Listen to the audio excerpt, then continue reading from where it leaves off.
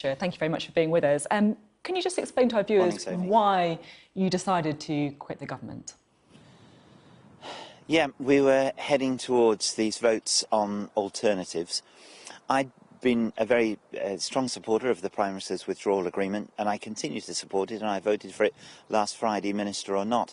But I became very concerned that if it didn't get through, we needed an alternative, and my colleagues had to be free to vote for that alternative. Otherwise, a parliamentary vote on an alternative didn't mean very much, and I wasn't certain that would be the case.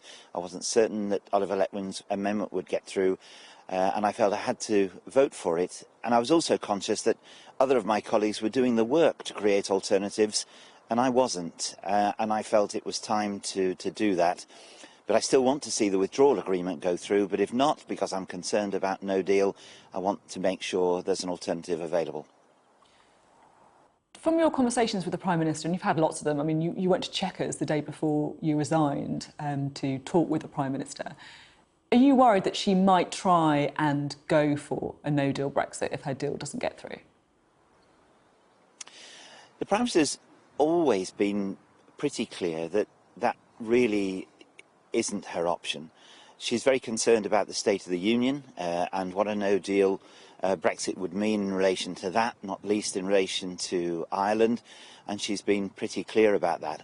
However, I'm also very conscious that she's under huge pressure from some in the Cabinet and others who see no deal as the way for the United Kingdom to leave.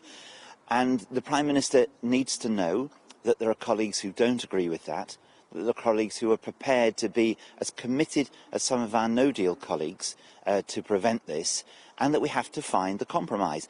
I voted to remain in the European Union. I'm not a Remainer now.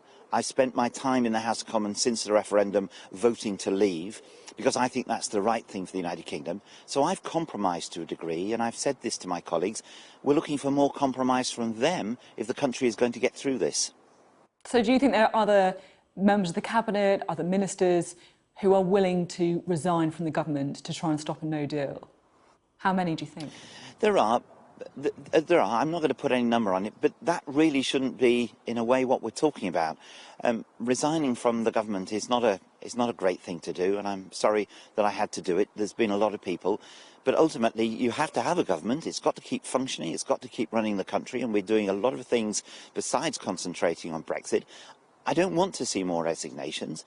My colleagues and I want to see a situation in which we've made an agreement, and we've done what we think the British people have wanted to do, which is leave the EU, but leave on good terms. These are our partners. These are our colleagues and friends in the European Union. The way the debate has gone has been to separate us from our partners and turn them into our enemies.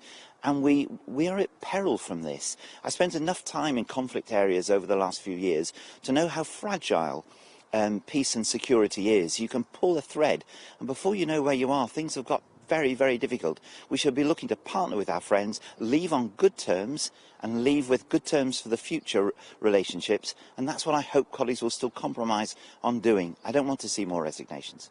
I mean, talking about the fragility there of nations around the world, I mean, are you really worried about the future of the UK if people feel that Brexit has gone wrong?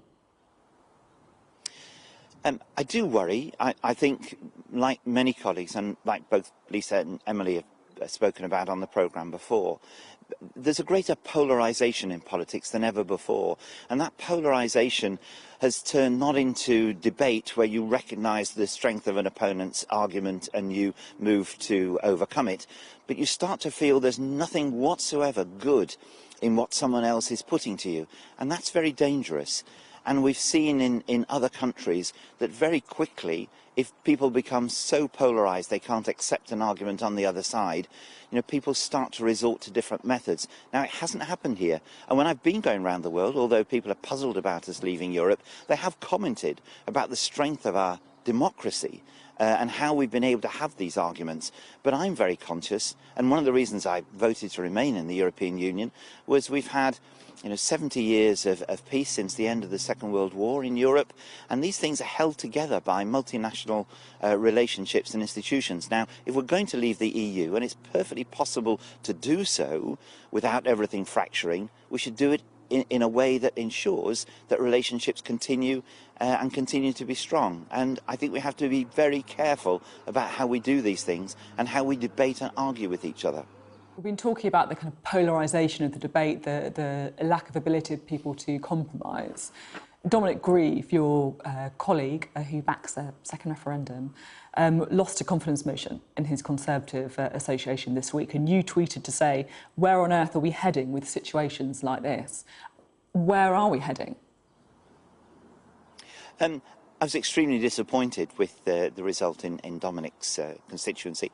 Now, there appears to be a situation where people have, quotes, rejoined, quotes, the Conservative Party because they've been belonging to another, like UKIP, and they're setting about some of my colleagues. I must say, I don't notice the reverse. Conservatives who voted to remain are not ganging up on colleagues who have resolutely refused to leave or been the hardliners in order to remove them. There's no Remainer force getting together to seek these elections. We want a broad church in the Conservative Party. I value colleagues like Jacob Rees-Mogg and Steve Baker, who have very strong principles and work the other way. I want to be part of a Conservative Party that includes those views, and I hope they want to be part of a Conservative Party that includes outstanding individuals like Dominic, who've given great service to the country as Attorney General and as Minister. And we've got to work very hard to find this way through. If we don't, if our associations become more polarised, and mine has been terrific with me, it's recognised what I voted for, it's recognised what I've been trying to do since that vote to ensure that the United Kingdom leaves the EU in a decent way, and most associations, I think, are actually full of people like that, and we've got to make sure that the Conservative Party stays broad in its membership, very broad in those who support and vote for us, which is why we've got to get on with looking to the future and start tackling other issues that people feel are very important to the United Kingdom, and keep as many people on board as possible. Political parties are fragile too, and we shouldn't forget that things can very easily fall apart. We should fight hard to keep the broad nature of our political parties, both the Labour Party and Conservative Party, for fear that they become more fractured, more polarised, which I don't think will do the country any good. And just finally, before we let you go, there's lots of rumours in Westminster about the possibility of a snap general election. If there is a general election, should Theresa May lead the Conservative Party into it? Well, firstly, we're all with Brenda from Bristol on this. Oh no, not another one. I don't see a general election now adding to the mix that we're in at the moment as anything that would be likely to be helpful to the country, whoever leads the Conservative Party or whoever leads the Labour Party or anyone else at the moment. We're not in a phase for that. We need to stick to this task that we have in relation to the European Union, settle that and then move forward, offer the public the wide range of choices that political parties do. That's the best route forward, not to worry about an immediate general election or who leads anybody. Let's get on with doing this job in the first place. Nicely dodged. Should Theresa May lead the party into the general election?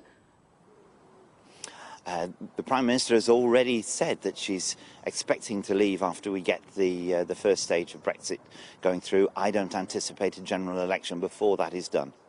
OK. So probably the answer would be no.